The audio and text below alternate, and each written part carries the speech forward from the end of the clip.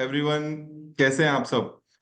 Welcome you all to beat the street. And हमारे साथ आज पैनल में है पार्थ भाई from Bastion Research. So he is an sell analyst as well as CA CFA charter holder.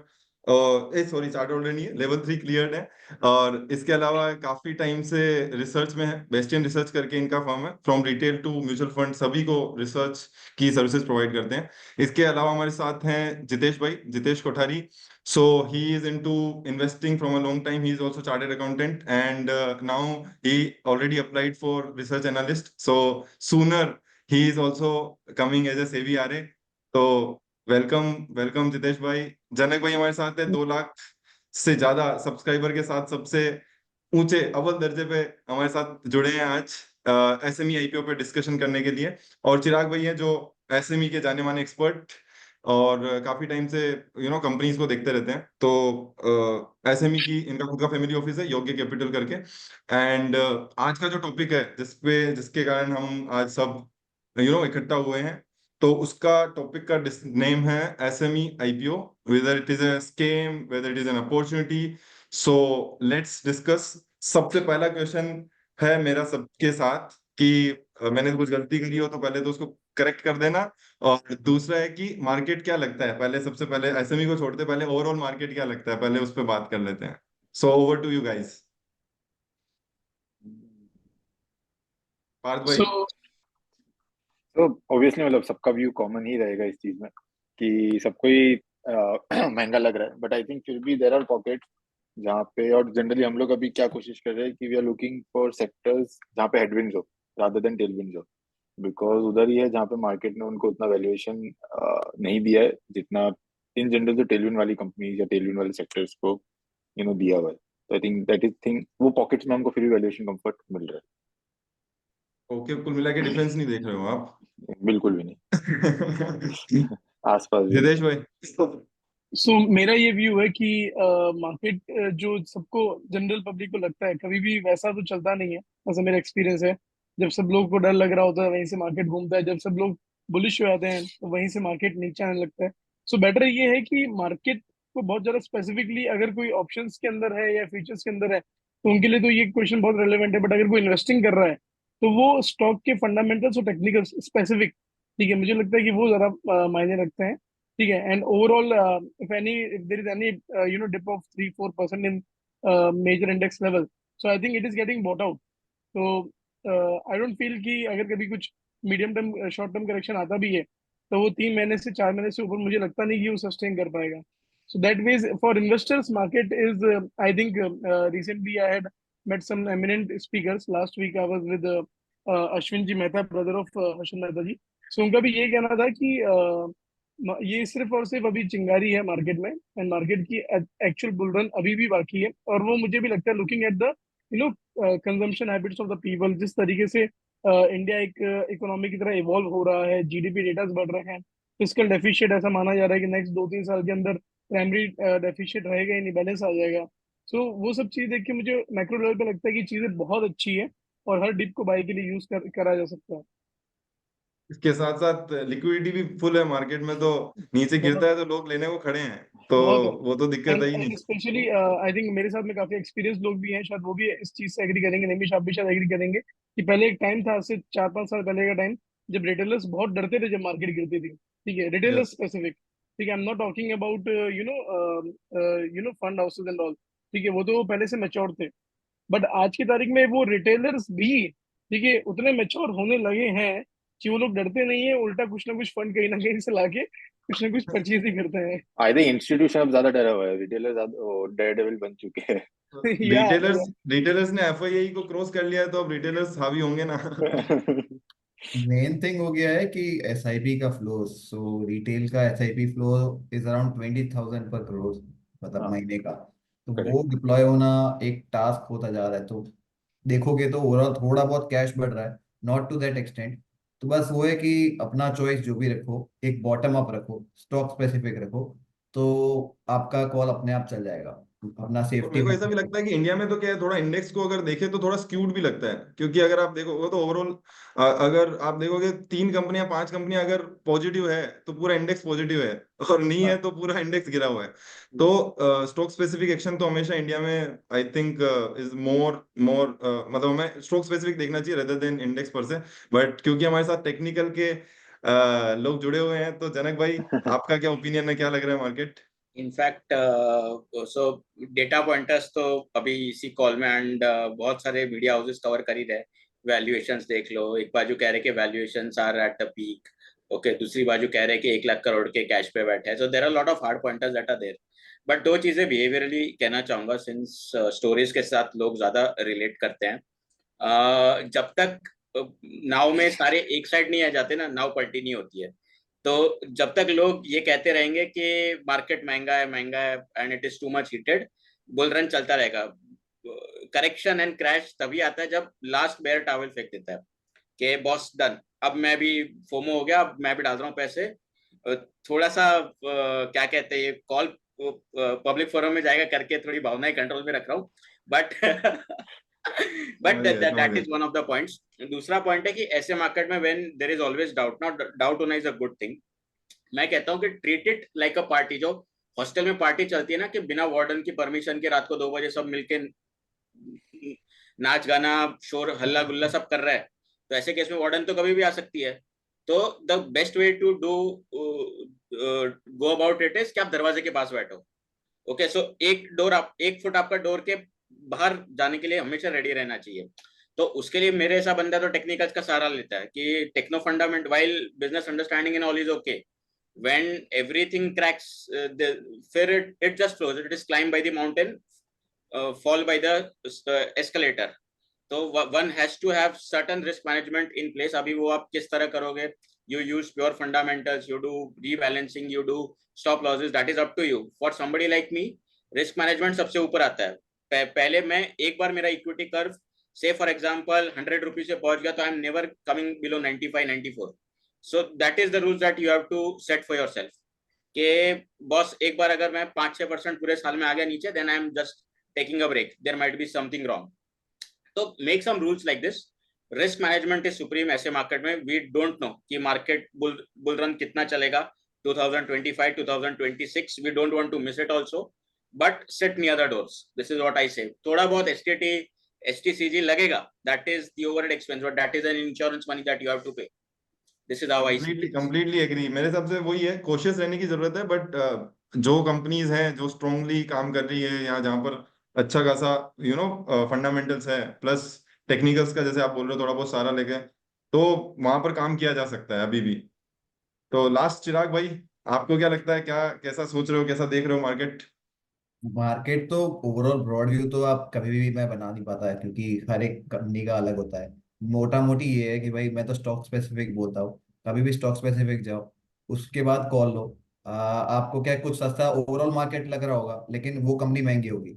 या कभी overall market महंगा होगा, कंपनी सस्ती होती है। तो वहां पे पॉकेट ऑफ वैल्यू होता है, जैसा पार्थ ने भी बोला था, तो मैं उनके साथ ही एग्री करूंगा। तो मेरा भी वही ओपिनियन कॉल वही है। तो मेरा पर्सनल कॉल भी उसी के ऊपर ही रहता है कि भाई आओ, स्टॉक के ऊपर पैसा डालो और निकल जाओ। आपका रिटर्न बन जाए तो वेट मत करो कि भाई मार्केट ओवरऑल पीक नहीं हुआ है तो मैं दरवाजे तक बैठा रहूंगा। या वेट करो, जैसा जनक जी ने बोला वेट करो। तो सबका कंबाइंड ओपिनियन मेरा वैसा ही बना था, से मेरा पे भी। तो चलो सर गाइस, अपन स्टार्ट करते हैं आज का discussion on SME IPO, whether it's an opportunity और इट्स ए स्केम। तो सबसे पहले तो आप मुझे अपना अपना ओपिनियन बताएं कि what do you think, whether you are on the opportunity side और whether you are on the scam side. So obviously अपन बाइनरी होके नहीं देख सकते कि 1 और 0 ही है। अगेन इसमें there is shades of grey, जहाँ पे यस। कुछ पॉकेट्स है जहाँ पे जेन्युइनली स्कैम हो रहा है, मैनिपुलेशन हो रहा है, स्टॉक ऑपरेट हो रहा है। But there are even pockets जहाँ पे जेन्युइनली प्रमोटर्स को उससे फायदा हो रहा है, एंड इन्वेस्टर्स अलाइक। काफी यूनिक बिजनेस मॉडल्स भी एसएमईज में लिस्ट हो रहे हैं जो अदरवाइज मेन बोर्ड पे अवेलेबल नहीं होते। तो I think it should be, कैसे अपन केयरफुल रह सकते हैं कि इट्स मोर अबाउट कि स्कैम वाले अवॉइड करें, अपॉर्चुनिटी सच में अपन कैप्चर कर पाए, should be the topic of the discussion, how I think. Completely agree. Parth भाई से हम कंप्लीटली एग्री करते हैं कि किसी को भी डायरेक्टली अपॉर्चुनिटी और स्कैम बोलना इज अ रॉन्ग वर्ड। सो इसलिए मैंने उसमें क्वेश्चन मार्क लगाया कि क्या सोचते हैं, क्योंकि सब में कुछ ना कुछ पॉजिटिव हो सकता है, किसी में नेगेटिव भी हो सकता है। करेक्ट। सो सो सबसे पहले तो ये डिस्कशन का पॉइंट स्टार्ट कहाँ से हुआ वो मैं आपको बता देता हूँ। तो अभी अगर हम देखेंगे तो लास्ट आई थिंक वीक हमने काफी सोशल मीडिया पे देखा होगा ये दो कंपनीज के बारे में। वन तो एक तो है रिसोर्सफुल ऑटो, जिसने 12 करोड़ रुपए मांगे और 5,000 करोड़ रुपए मिल गए, और जिनका केवल 2 शोरूम है। और दूसरा है बॉस पैकेजिंग। सो यहाँ पर भी अगर आप देखेंगे तो I think the problem is कि जैसे अभी मैं अभी एक रिसेंटली एक सेमिनार में भी था, वहां पर भी हम अटेंड कर रहे थे, वहां पर भी यही डिस्कशन चल रहा था। तो एवरीबॉडी सेड कि यार अगर किसी को देखो, जहाँ सेबी ने रेस्ट्रिक्शन लगाना था वहां ऑलरेडी लगाया हुआ है कि ये 2 लाख का आपका कैप है, आपको लॉट साइज में ट्रेड करना है, आईपीओ की साइज लिमिटेड है। उसके अलावा वहां पर सबको पता है कि, और जो वहां पर इन्वेस्टर हैं उनको पता है कि यहाँ पर कंट्रोल्ड इक्विटी होती है, एक लिमिटेड शेयर होल्डिंग बाहर आएगी। Still people are eager to participate in these kind of companies. तो कहीं ना कहीं पब्लिक जानती है कि यार हम कर रहे हैं उसमें कहीं ना कहीं वो आप बोल सकते हो कि कहीं ना कहीं यार उनको भी पता है कि यार हम क्या कर रहे हैं, but still they want to do. तो कोई रोक नहीं सकता है, क्योंकि अगर हम ओवरऑल वर्ल्ड लेवल पे भी रेगुलेटर को देखते हैं तो कहीं कोई रोक नहीं पाएगा कि कोई कंपनी में फ्रॉड हुआ। तो फ्रॉड पहले भी होते थे, बाद में भी होते रहेंगे। बट अगर पहले दिन पे हमको ये बोलना कि ये कंपनी के 2 शोरूम ही है या 5 शोरूम ही है या उसका मैन्युफैक्चरिंग सेटअप ऐसा है, तो ये मेरे को लगता है कि गलत हो सकता है। बाकी मैं आपको ये बताना चाहता हूँ कि बोस पैकेजिंग का आई वाज रीडिंग समवेयर, जो ये बोस पैकेजिंग का जो ये सर्कुलेट हुआ वो गलत सर्कुलेट हुआ था, क्योंकि उन्होंने खुद का जो सेटअप था वो गूगल फोटोज पे अपडेट नहीं किया था। तो किसी ने उठा के पुराना, अगर आप यहाँ देखोगे तो बोस पैकेजिंग प्राइवेट लिमिटेड लिखा हुआ है, जबकि किसी कंपनी को अगर आपको लिस्ट कराना है तो उसका पब्लिक लिमिटेड होना कंपलसरी है। तो उसको फिर उन्होंने बाद में अपडेट किया और लोगों ने इसको सर्कुलेट किया और बोला कि कि ये कंपनी आईपीओ लेके आ रही है। सो दिस इज वन तो थिंग।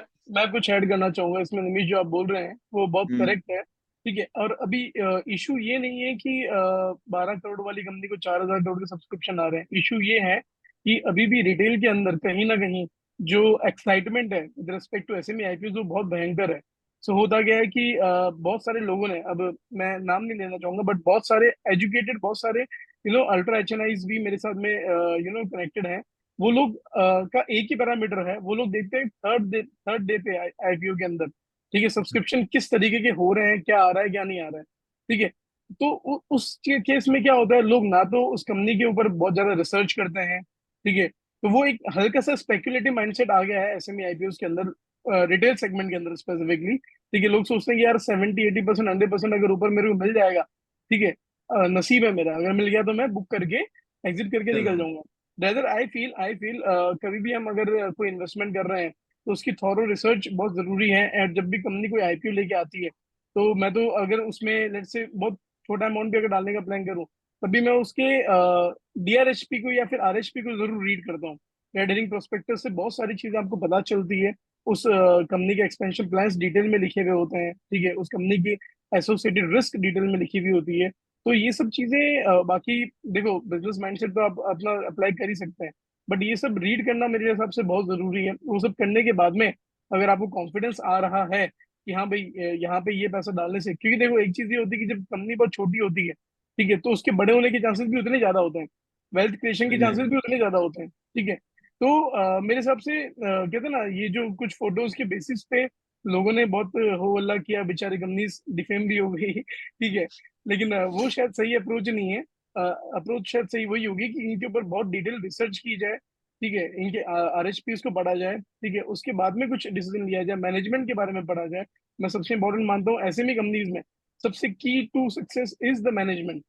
क्योंकि कंप्लीटली कैसा एग्री। है कि ये वो कंपनीज हैं जो कि प्रोफेशनली रन बहुत ज्यादा नहीं होती है। ऐसा नहीं कि उन्होंने, कहते हैं ना, किसी बंदे को 5 करोड़ की सैलरी पे किसी कंपनी से उठाया है। ठीक है। तो ये वो कंपनीज हैं कि जिनका टॉप मैनेजमेंट अगर ग्रोथ ओरिएंटेड है, अगर उसका ट्रैक रिकॉर्ड क्लियर है, उसके सिविल क्रिमिनल रिकॉर्ड्स बहुत क्लियर हैं, तो मुझे लगता है कि वो चीजें थोड़ी इम्पेक्ट करती है, तब जाके इंसान को डिसीजन लेना चाहिए। Completely agree sir, completely agree. मैं तो अगर तो मैं ऑडियंस को बता दूं कि सभी कंपनीज, अगर आप देखोगे, अगर आप किसी वेबसाइट पे भी जाओगे तो आपको सबको आरएचपी मिल जाएगा। एंड आरएचपी का जो सबसे इंपॉर्टेंट फैक्टर होता है वो रिस्क फैक्टर्स पढ़ना। अगर आपने रिस्क फैक्टर पढ़ लिया, टॉप 10 रिस्क फैक्टर भी पढ़ लिया, तो आपको पता चल जाएगा मोटा मोटी कंपनी में क्या मिस्टेक्स हो सकती है आने वाले समय में। अगर उनके ऊपर केस भी बड़ा है, या उनके ऊपर आप कह सकते हो कि उनके ऊपर कोई क्रिमिनल केस चल रहा है, या वो प्रमोटर ने कंपनी मतलब जो जो रियल स्टेट है वो ओन नहीं की हुई है, या कुछ भी है, मतलब कोई छोटी से छोटी रिस्क भी वहां पर डिस्क्लोज होती है। तो आई थिंक सबसे इंपॉर्टेंट चीज है कि टू अंडरस्टैंड कि what are the risk which are there, और फिर अगर फिर then take a informed decision. Management by any time हमेशा इंपॉर्टेंट रहता ही है, और एसएमई में और ज्यादा इंपॉर्टेंट हो जाता है, क्योंकि you are taking a bet, like it's investing in a startup kind of thing, जहां पर लिक्विडिटी है। स्टार्टअप में इतनी लिक्विडिटी नहीं मिलती, यहाँ पर आपको ओपन मार्केट लिक्विडिटी मिल रही है। That's the scenario. तो मैं आपको बता दूं, ग्लोबल लेवल पे अगर एसएमई की अगर हम बात करते हैं ना, तो इट इज नॉट लाइक कि इन इंडिया में ही एसएमई का ट्रेंड बहुत ज्यादा है। ग्लोबल लेवल पे 60 to 70% एम्प्लॉयमेंट आपका एसएमई के थ्रू आता है, और जीडीपी का कंट्रीब्यूशन भी एसएमई 50% तक करता है। अगर इंडिया की बात करते हैं तो इंडिया में आपका मोर देन 50% के लमसम एक्सपोर्ट जो है वो एसएमई करता है। तो इंडिया का ग्रोथ अगर हम बोलते हैं कि यार हमारे को $5 ट्रिलियन इकोनॉमी बनानी है, so this is one thing which one need to be very, सबको फोकस होना जरूरी है। और ये कंपनीज अभी आना स्टार्ट हुई है इंडिया में, इतने करोड़ों एसएमई हैं जो काम कर रहे हैं। तो अभी बहुत बड़ा पोटेंशियल है, मेरे को ऐसा लगता है कि यहाँ पर कहीं ना कहीं बहुत बड़ी अपॉर्चुनिटी है। एंड जैसा जितेश भाई ने बोला था कि every big business start small, अगर हम हमारी भी बात करें, हम जो भी कंपनीज को एसएमई में देख रहे हैं, तो कहीं ना कहीं वो सब इस कोड से रिलेट कर पाएंगे। रिचर्ड ब्रेंसन को आई थिंक एवरीबॉडी नोज कि how he started like a selling magazine, and then he created a conglomerate, Virgin Conglomerate. He is the owner of Virgin Conglomerate. So yeah, these are the things. Now I want to have a view of Parth bhai. This is the chart which is there for SME IPO. जो अभी अगर आप देखोगे 2024 में we are already at 154 number of issues, and the size of the issue is all time high, is 4800 crore का issue हमने already cross कर लिया है। So how do you think and what's your opinion कि ये market और कितना बड़ा, कितना पोटेंशियल हो सकता है? तो एसएमई का तो कोई डाउट नहीं है कि पोटेंशियल, जैसे आपने राइटली बताया कि सब परसेंट ऑफ जीडीपी वगैरह जो कंट्रीब्यूट करते हैं, तो नंबर ऑफ एसएमई जो अपन ने टैप किए इंडिया में अभी तक एकदम नेसेंट स्टेज पे ही है। भले अपन को पास्ट से कंपेयर करके लग रहा है कि अपन ने बहुत सारे टैप कर लिए, लेकिन ऐसा नहीं है। राइट, इशू अमाउंट तो ऑब्वियसली नंबर ऑफ कंपनी ज्यादा आ रही है, क्योंकि मैंने पास्ट में भी जस्ट रिसेंटली डेटा देखा। पास्ट में जनरली 10-12 करोड़ का वो लोग इशू लाते थे, अभी वो इशू भी डबल हो गया। पर SME company I think 30-40 crore का ऑन एन एवरेज अपना इशू ला रही है। राइट, तो उसकी 200 वजह से करोड़ भी रेज की कंपनीज ने। करेक्ट। तो वो इशू साइज एसएमई इटसेल्फ ज्यादा पैसा रेज करना शुरू कर दिया, जिसकी वजह से आपको अपन को ऐसा वो इशू साइज इतना बड़ा दिख रहा है। But I think it's just a start, to be honest. The number of companies जो अपन टैप कर सकते हैं एसएमई की, वो अभी बहुत बड़ा नंबर है। मतलब ये number is very minuscule to that. I think इस बार हम डबल कर देंगे। 144 तो ऑलरेडी जुलाई 24 तक हो कंफर्म गया हो है। जाएगा, मार्केट 200 सपोर्ट किया तो डेफिनेटली हो जाएगा। 200-250 कंपनीज तो हम कर देंगे हर वीक में। आप देखोगे कि किस मेन बोर्ड आईपीओ होनी हो, आपको 300 एसएमई कंपनी जरूर दिखेगी। तो सीन तो ऐसा चल रहा है। Now this is not only कि यार कंपनीज परफॉर्म नहीं कर पा रही, या कंपनीज मार्केट में आने के बाद भी परफॉर्म नहीं कर पा रही। So this is a chart where we highlighted कि टॉप 10 और टॉप 15 कंपनीज, जहां पर अगर हम लिस्टिंग डे का गेन देखें और उसके पोस्ट लिस्टिंग डे का हम गेन देखें, तो वहां पर आप देख सकते हो कि किस तरीके का परफॉर्मेंस देखने को मिला है। So there is one company which is on the listing day, अभी तो चलो कैप लग गया है 90% से ऊपर, आप there is a capping of 90%, but there are companies जो ऑलरेडी, जब मार्केट जब कैपिंग नहीं थी तब 400% पे खुला था। तो अगर आप देखोगे Winsol engineer is open at 400%, and अगर हम इस टॉप 10 कंपनी देखते हैं, सारी ही 200% से ऊपर ही ओपन हुई है। सो देयर इज ए तो कुछ कुछ लोग ऐसा भी बोलते हैं कि यार कहीं ना कहीं क्यूआईबी लेवल और अल्ट्रा वो जो 10 लाख से ऊपर वाली एप्लीकेशन होती है, वहां पर बहुत सारी मैनिपुलेशन भी हो रहा है। सो जनक भाई, what is your opinion, what how you think कि यार क्या there is a listing day पे जानबूझ के इनको हायर साइड पे ओपन किया जाता है। देन अगर आप देखोगे बहुत सारी कंपनीज है जो बाद में अंडर परफॉर्म करी, बट लिस्टिंग डे पे आप देखोगे 200 300 400% तक ओपन हुआ है। So how how what is your opinion? So यहाँ पे थोड़ा सा मैं 1-2 मिनट लगा के I would like to set some context while what Parth भाई said in previous response is absolutely true कि अभी तो सिर्फ सरफेस चालू हुआ है SMEs में, ओके, तो this is going to be one of the mainstream segments of investing for years to come. But problem ये होता है कि आज से लेके अगर हम 10 साल की बात करें तो उसमें बहुत सारी बूम एंड बस्ट की साइकिल्स आएंगी, ओके, तो ये अब कैसे पता लगेगी, क्योंकि यहाँ पे थोड़ा बहुत एक एक्सपीरियंस और ये आंसर करने में भी हेल्प करेगा कि क्या ये सिर्फ लिस्टिंग डे के लिए खेला जा रहा है। तो आई टेल यू, एक टाइम पे आई नो पीपल, क्योंकि एक क्राउड रहता है जिसके साथ आप 5-10 साल काम करते हो, यू नो कि 2021-22 में तो बात नहीं करते थे एसएमई कंपनीज की, नाम किसी को पता नहीं होते थे, ओके, जब when you used to interact with people तभी लोग अटके हुए थे 20,000 करोड़ के मार्केट कैप के मिड कैप के नीचे नहीं जाते थे, ये एक फ्लेवर था। Now what has happened is अभी लोग लिटरली जिनके फोलियोस 5-5 10-10 लाख के ही है, वो 3-4 लोग मिलके पूल करके एसएमईज में डाल रहे हैं। तो एक बाजू से भी कह रही है कि we want to protect retail investors and have at least application 1.5 lakh की करूं, 1,40,000 की करूं, तो लोगों ने उसके अराउंड हैक निकाल दिया। And the mindset is such के मैं ये आईपीओ में अप्लाई करूंगा, जनक भाई अच्छा है कि नहीं अच्छा है आप मुझे ये बताओ, मैं बोलूं अच्छा है तो क्या आप अप्लाई कर दोगे, तो हाँ कर देंगे। उसके बाद that is as simple as that, मतलब डिसीजन मेकिंग। उसके बाद अगर मिला तो ठीक है, नहीं मिला तो पैसा वापस, 4 दिन में पैसा वापस आ जाता है। अभी तो आईपीओ में 4-5 दिन में, आई डोंट नो एग्जैक्टली, अब 3-4 दिन तो पहले तो सेटलमेंट 15-15 साइकिल थोड़ा दिन जाते थे छोटा ऐसा कर अभी। दिया है।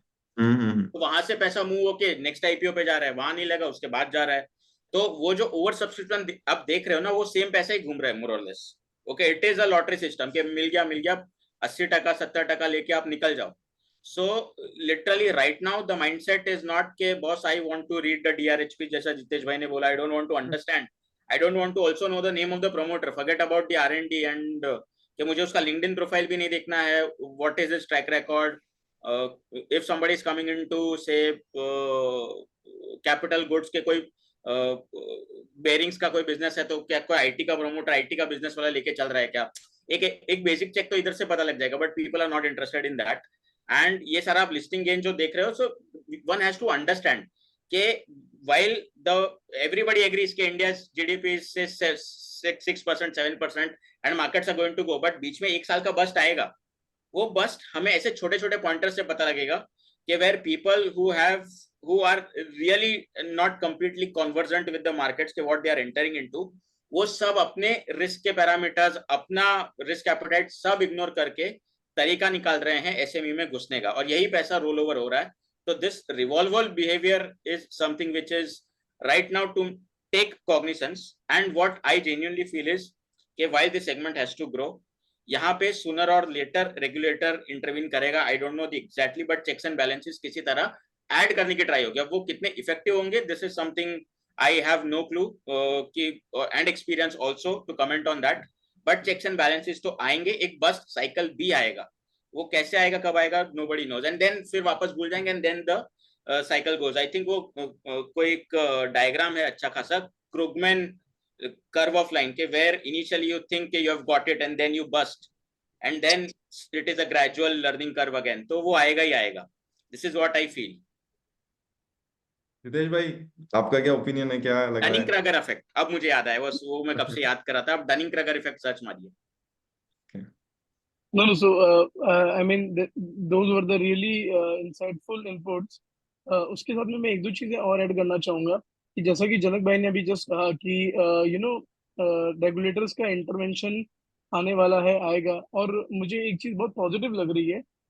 Recently I think couple of weeks back SME IPOs के ऊपर एक नई गाइडलाइंस भी आई है with respect to free cash flow for equities, ठीक है, जो 2 साल पॉजिटिव होना चाहिए out of the last president 3 years।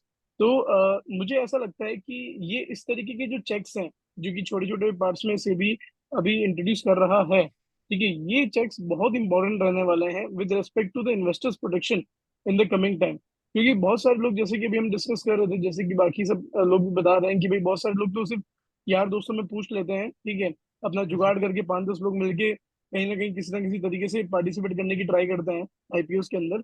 But वो चीज बहुत एक वो माइंडसेट बहुत गलत है, क्योंकि वो माइंडसेट जैसे कि सब बोल रहे हैं कि वो लॉटरी वाला माइंडसेट बन चुका है। कोई भी इन्वेस्टिंग करने आ ही नहीं रहा है।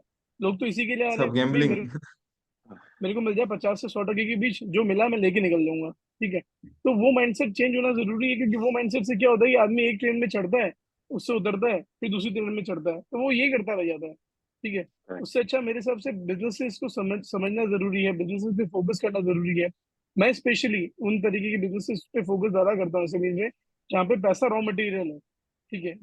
जो मुझे लगता है कि ये बिजनेस में अगर पैसा आता है, ठीक है, तो इसको इसके इसके ऑपरेशंस को बढ़ाने में, या फिर इसको लेट्स से ये बहुत ज्यादा हाईली रेगुलेटेड बिजनेस नहीं है। ठीक है। ये इसको इसको स्केल ज्यादा किया जा सकता है। तो उस तरीके की चीजों पे अगर फोकस किया जाए, तो मुझे लगता है एसएपी एसएमई एक ऐसा प्लेटफॉर्म है जहां से सिग्निफिकेंट वेल्थ जनरेट होने के चांसेस हैं। और हमने बहुत सारी अच्छी कंपनीज देखी है जहाँ पे पैसा रॉ मटेरियल था, और वो कंपनीज ने 5 5 6 6 साल में 40 50 गुना के भी रिटर्न्स दिए हैं।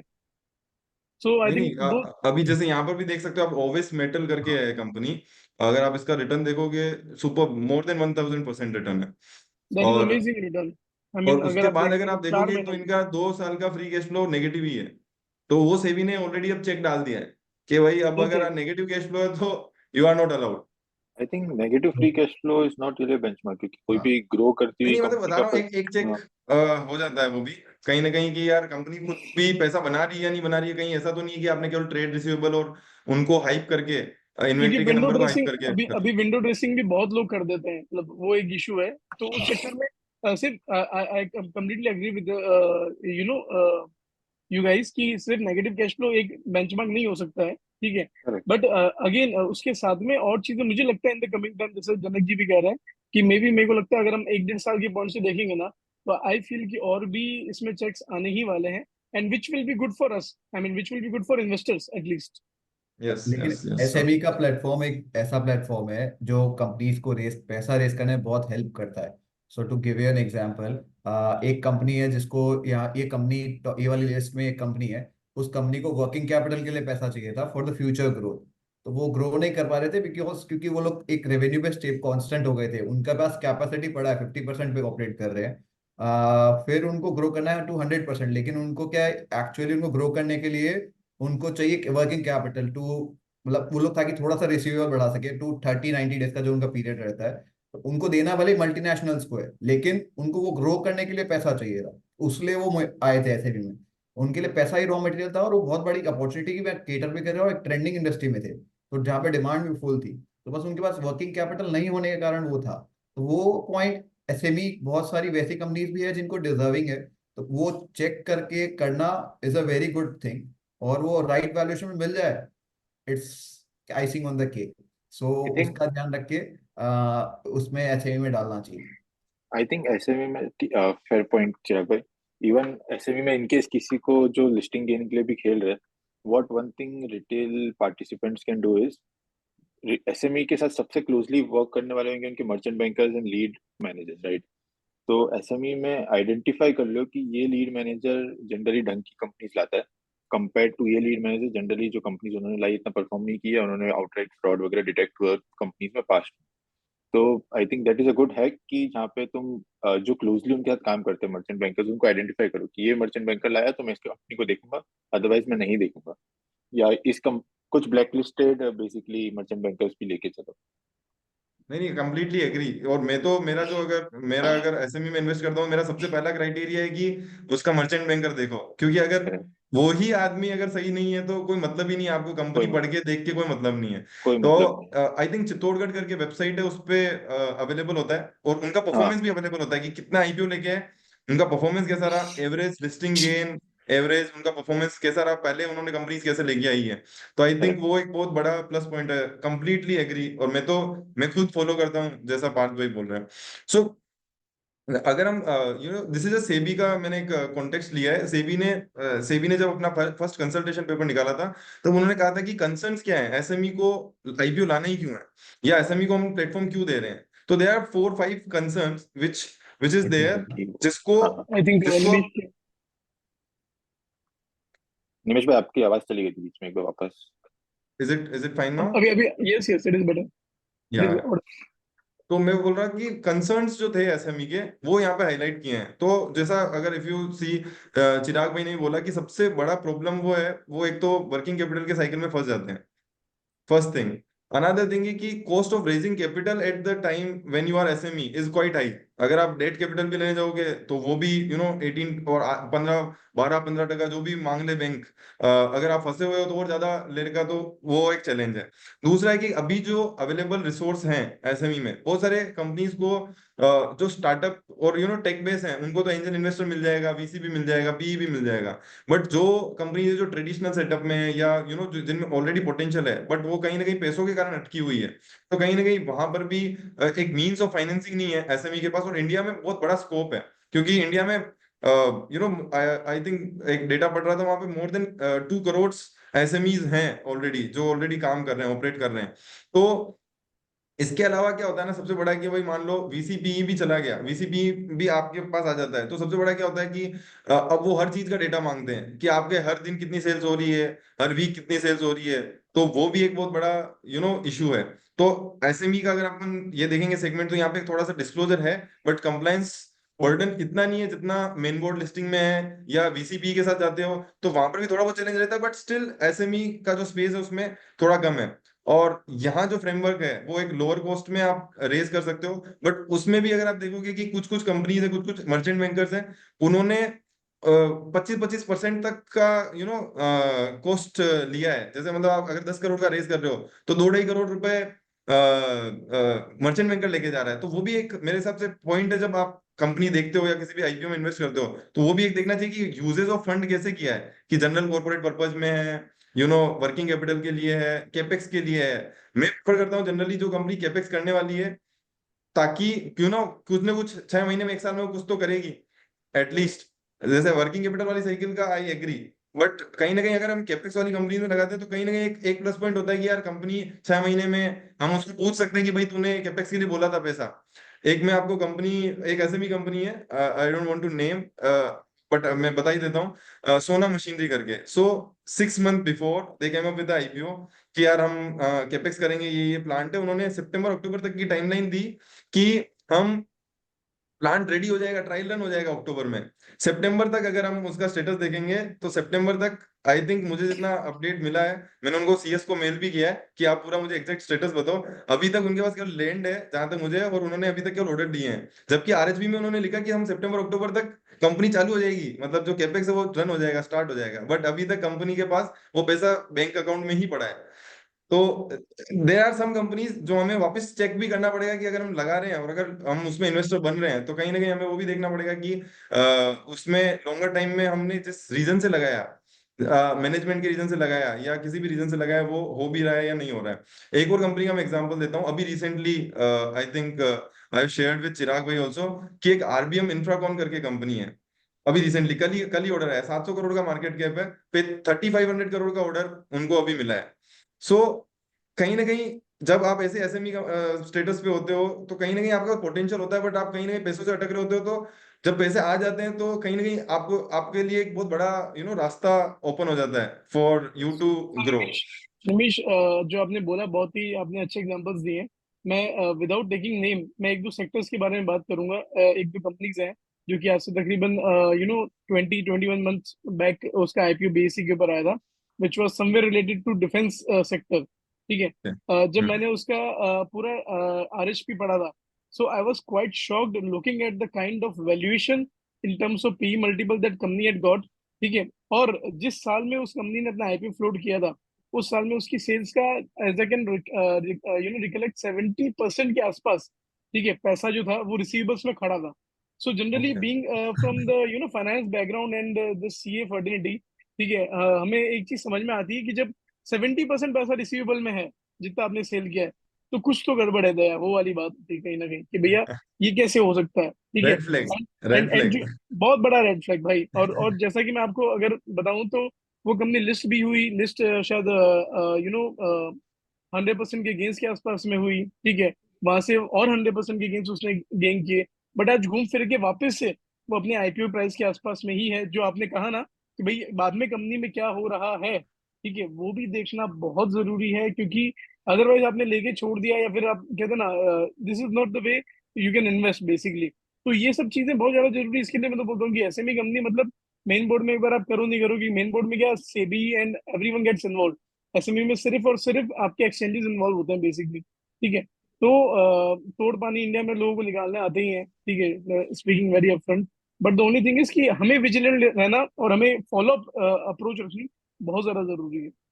अब एक थिंग और छोटा सा ऐड करने लायक है कि है ना, आपको जब एसएमई होते हो थोड़ा सा कंप्लायंस आपको रिलैक्स है, तो वो कारण से छोटी छोटी कंपनीज उसका फायदा उठा रही है, तो वो लोग रिजल्ट्स उनको क्वार्टरली नहीं देने पड़ते जो मेन बोर्ड वाली को देनी पड़ती है।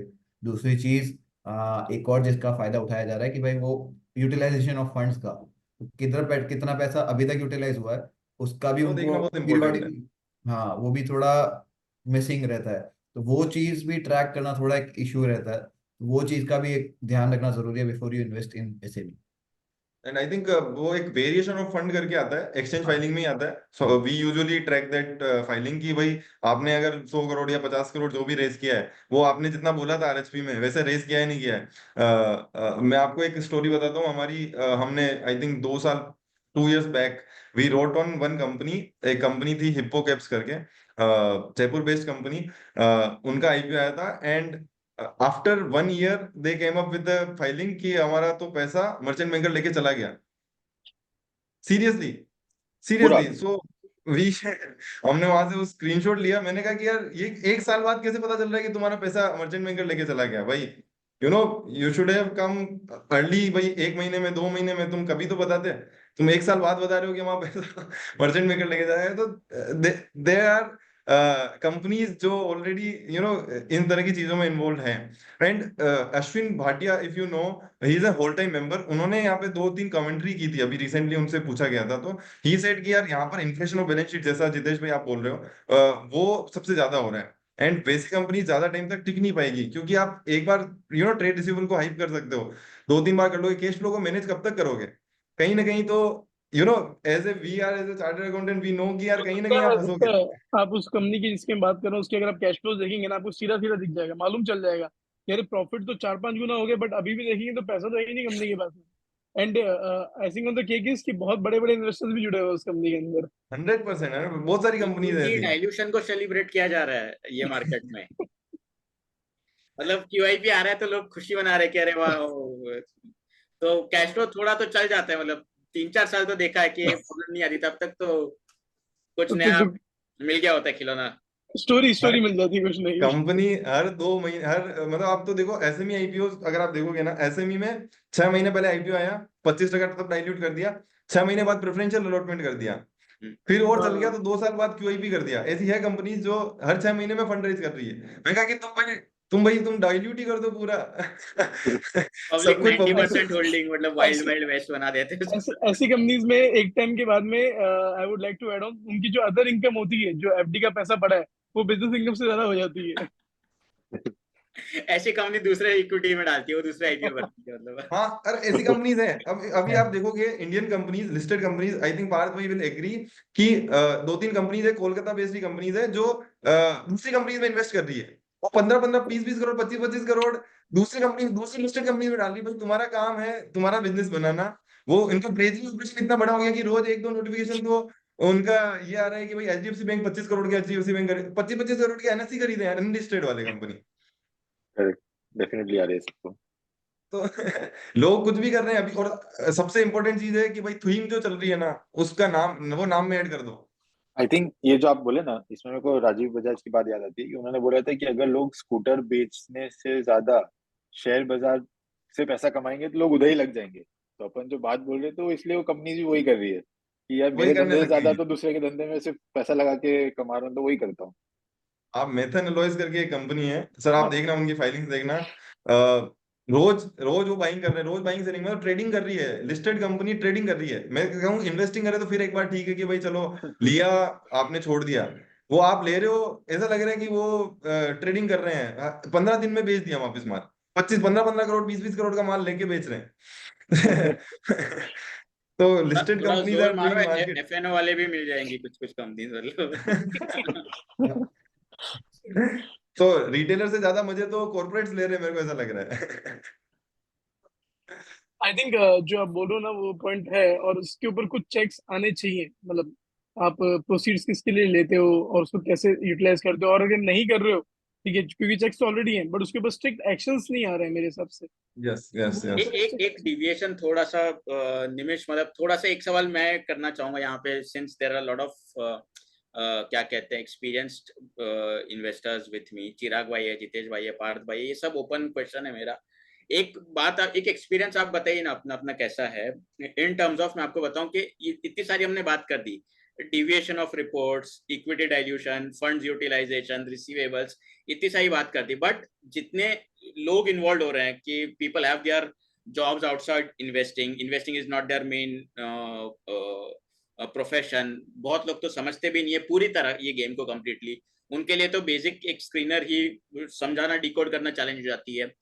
उनके लिए ये प्रैक्टिकली पॉसिबल होता है क्या इतना सब ट्रैक करना? डू यू रियली सजेस्ट कि is it a mass game जिस लेवल पे लोग मासेस पार्टिसिपेट कर रहे हैं, वर्सेस जो अंडरस्टैंडिंग चाहिए in getting involve in into an SME? Is it practically possible? Because I personally feel कि ये बहुत ही सुपर स्पेशलाइज्ड गेम है, बट यहाँ पे तो everybody wants to get involve. What do you guys think?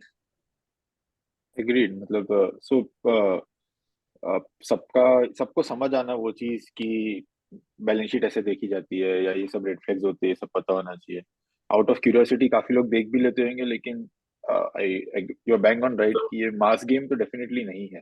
सो मुझे मुझे ये लगता है इंडिया के अंदर अभी भी एक प्रोफेशन जो है जिसकी लोगों को ये नीड समझ में नहीं आती कि वो प्रोफेशन मैंडेटरी प्रोफेशन है अगर उनको इन्वेस्टिंग करनी है, वो है फाइनेंशियल एडवाइजर का प्रोफेशन। ठीक है, करेक्ट। क्योंकि आज की तारीख में I know people, I know you know पान वाला का अगर हम एग्जांपल लेते हैं, ठीक है, तो वो पान वाले भी एक्सपर्ट हैं, और मैं किसी के प्रोफेशन को डिस्कस नहीं कर रहा हूँ, होगा वो उसका बंदा बहुत टैलेंटेड हो, ठीक है, लेकिन वहां पे क्या है, वो आता है, वो चार लोगों की बातें सुनता है और वो चार लोगों की बातें सुन के वो एक्शन ले लेता है।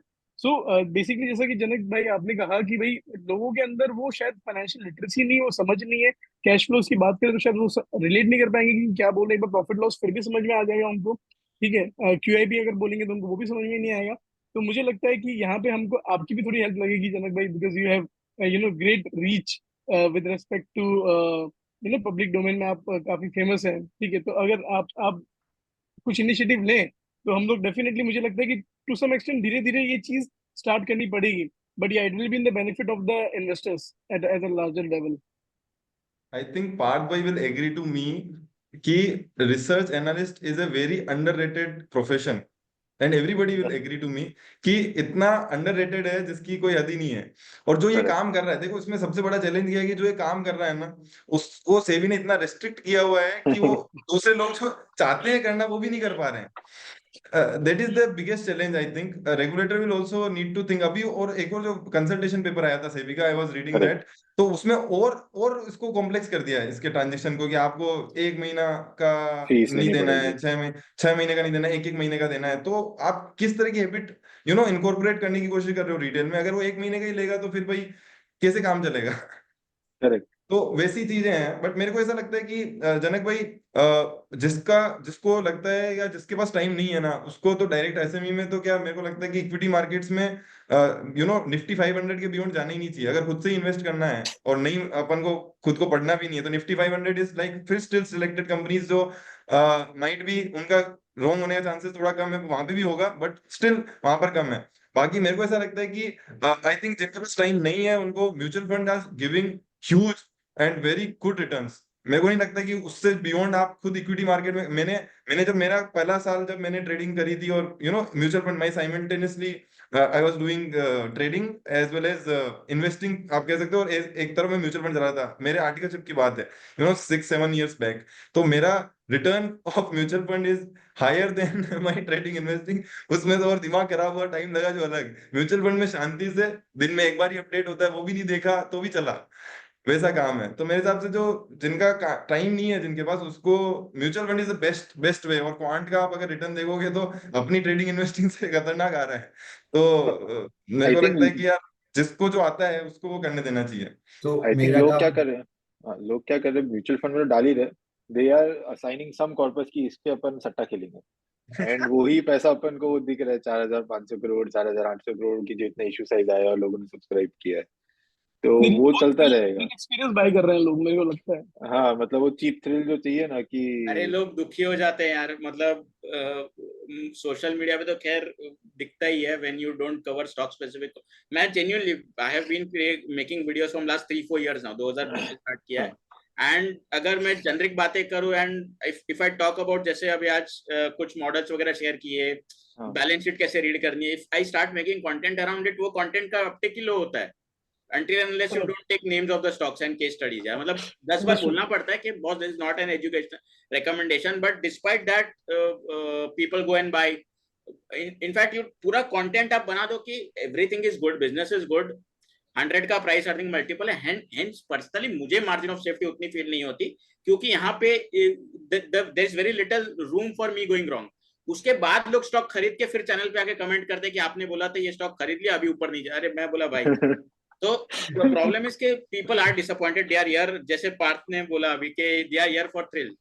ओके, तो वो समझना जरूरी है। एंड या मोर और लेस दैट इज इट के डिमांड है। देखो पीपल डोंट वांट के म्यूचुअल फंड में क्या यार मुझे कुछ करनी नहीं मिल रहा है, व्हाट एम आई डूइंग, मतलब where is the entire fun. पान पट्टी पे लोग बात कर रहे हैं आईपीओ की, वेयर एम आई पार्टिसिपेटिंग, तो there is lot of FOMO also over there. ये चिराग भाई, you are adding something, infact I was very keen there. हाँ, नो इशू। खाली मैं वो बोल रहा था, एक लाइन होती है, जिसका काम उसको साजे, दूसरा करे तो ठन ठन बाजे। सो इसका मतलब है कि भाई जिसको काम है उसको करने दो, और जिसपे प्रोफेशनलाइज्ड हो आप, जो जिसके लिए बने हो वो करो, क्योंकि कभी कभी नई एक्ट करना भी सबसे बेस्ट होता है। So just to give you 2 quick examples, आपके साथ मेरे एक इंटरनेट में कनेक्शन लिया। सो ही वाज लाइक कि मैं 300 रुपए का स्टॉक करता हूँ, तो 300 रुपए के अंदर जो भी स्टॉक आएगा मैं सब ट्राई से बाय सेल करूंगा। सो आई आस्क्ड हिम, भाई सिंपल म्यूचुअल फंड में डाल दे, तेरा खत्म हो जाएगा, दिमाग क्यों लगाना है तेरे को, तू इंटरनेट के कनेक्शन सेल कर, कमाओ और इधर डाल। सो ही वाज लाइक, नहीं मेरे को पूरे दिन काम करना है, मैं उससे ज्यादा कमाएगा। दूसरा एग्जाम्पल फर्स्ट, कि भाई जैसे ही कोई भी मिलेगा, सो ही लाइक, भैया अभी क्या खरीदना चाहिए। मैं बोला यार स्टॉक अभी नहीं बता सकते, हम कब बेच के निकल जाए तुमको थोड़ी बताएंगे यार, कि भाई अपना कितने को खरीदा यार, वैसा है। सो इट्स नॉट लाइक कि भाई हम लोग कुछ पिक कर रहे हैं, so it's not in the public domain. So किसी का भी कुछ पिक करो तो सोच समझ के करो कि आपके हिसाब से है कि नहीं। सो इसीलिए वो वाली बात सही होती है, जैसे जनक जी बोल रहे थे कि सबके लिए नहीं है। अगर आप ट्रैक कर सकते हो उसको, बहुत भारी काम होता है। They people like look at the screener और डॉक्यूमेंट वाले सेक्शन के ऊपर तक, कि भाई डॉक्यूमेंट वाले सेक्शन तक तो जाता ही नहीं, क्योंकि वहां पे मेहनत होती है। तो वो मेहनत किसी को भी नहीं करनी है, वो मेहनत करनी है तो वो 1% ऑफ पब्लिक करेगी, और उसमें भी खत्म होते होते होते तो 0.01 हो जाएगी वो सारे डॉक्यूमेंट रीड करते करते। तो आई थिंक उतना निमिष भाई स्पेशलाइजेस इन दैट। वही बेस्टियन सब हो गया लगता है सब। यार वो जिसका जो स्पेशलाइजेशन है उसे करने देना चाहिए। और इसमें तो क्या है कि समुंदर है, कंपनीज हैं हमारे पास, 6,000 कंपनीज लिस्टेड हैं, और उसमें हर साल हम 100-150 कंपनीज ऐड कर रहे हैं, तो कहीं ना कहीं पोटेंशियल, मतलब वो पूल तो और बढ़ता ही जा रहा है, कम नहीं हो रहा है।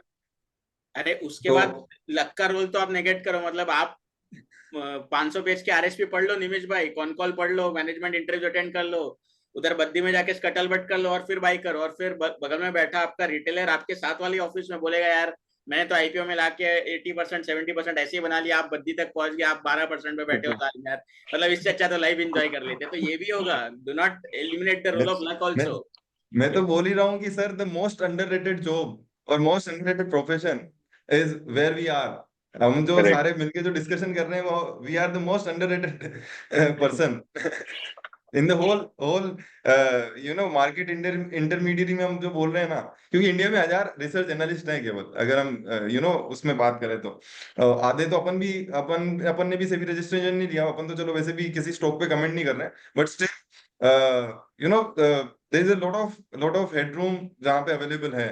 और मेरे को लगता है कि आने वाले टाइम में, अभी जैसे अभी रिसेंटली, अभी जैसे ये विजय, अभी आपको मैं बता दूं, 2 बड़े इन्वेस्टर के ओपिनियन भी डिफर कर रहे हैं। एक ये आपको आपके पास सामने मैंने ओपन किया है, विजय केडिया, और एक ये आशीष कचोलिया है। अभी हम वन बाय वन अगर देखें तो Vijay Kedia in recently 4 days back he said in a CNBC interview that in this kind of market I will not invest. I am just sticking to my old investment and I am comfortable. When there is a typhoon, the best thing would be to stay calm. And referring to the frenzy in the unlisted or SME space, the pre-IPO placement, this is a clear euphoria and I would like to stay away. 9 out of 10 stocks in the SMEs are manipulated.